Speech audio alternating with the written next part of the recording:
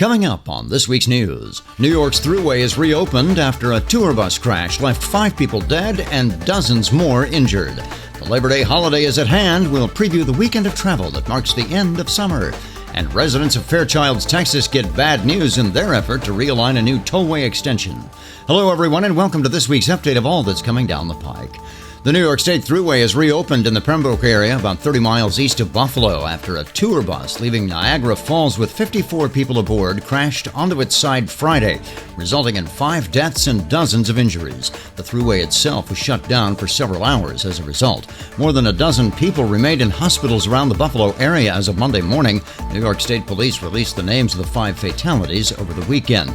Initial reports filtering in Friday afternoon indicated the driver of the bus had become distracted and drove off the roadway, then overcorrected, trying to get back onto the Thruway, resulting in a crash. No other vehicles were involved. Investigators say it will be some time before all information about the Friday afternoon crash is known, including its proximate cause.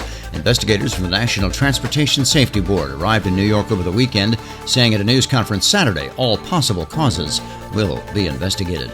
From New York to northeast Oklahoma, where a maintenance worker for the Oklahoma Turnpike Authority was killed by a suspected distracted driver on the Will Rogers Turnpike north of Tulsa near the Miami exit. Another worker was critically injured in the crash. Authorities say 36-year-old Zachary Reinhardt, a heavy equipment operator for the OTA, was struck and killed Monday by a commercial truck that had drifted off the roadway. Reinhardt was out of the maintenance vehicle at the time. The other OTA worker, 25-year-old Colton Armstrong, was in the OTA service vehicle when it was also hit. He was taken to a nearby hospital in Joplin, Missouri with critical injuries. Tulsa media report troopers for the Oklahoma Highway Patrol say the driver of the truck told them he had been trying to find a phone he had dropped, and that's when he drifted off the roadway. For its part, OHP stated on its Facebook page the investigation is in its early stages and once complete will be referred to the appropriate legal authority for review. We will keep you posted of all new developments.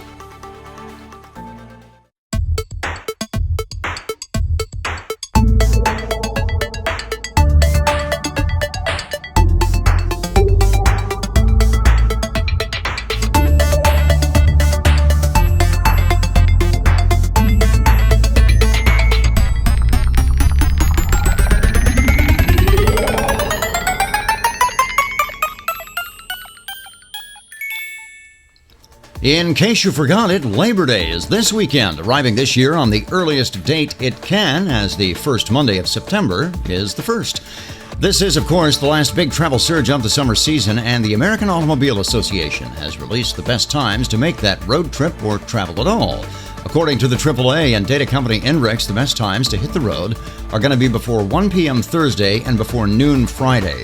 Saturday and Sunday drivers want to hit the road earlier in the morning rather than later, and coming home Monday, expect the heaviest traffic between 1 p.m. and 4 in the afternoon.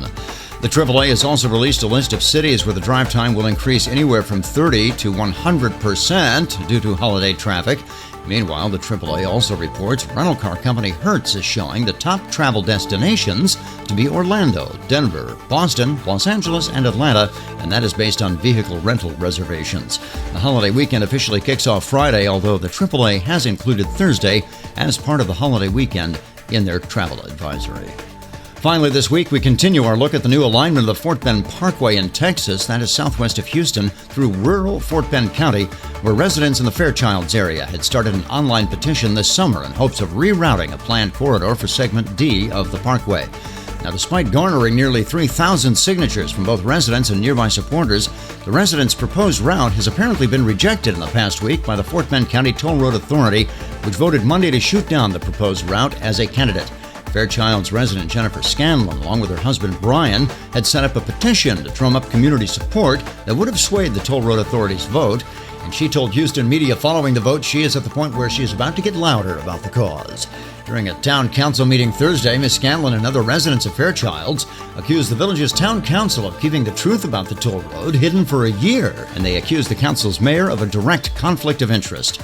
She told Turnpikes.com in an email over the weekend, quote, "Last week was a hard week for us. We are not giving up our fight, but unfortunately, we are now having to fight our own village mayor and council." The proposed routes of the tollway's new segment would cut through many family farms and ranches in the village of Fairchilds, displacing families from their farms. We will continue to pursue this story and bring you additional updates after the Labor Day holiday. That will wrap things up for this week. We'll have an abbreviated news update next week for the Labor Day weekend. Please remember to drive safely and avoid distracted driving, especially with more people on the road for the holiday. Until next time, I'm Danny Pryor for Turnpikes.com, the Turnpike Authority.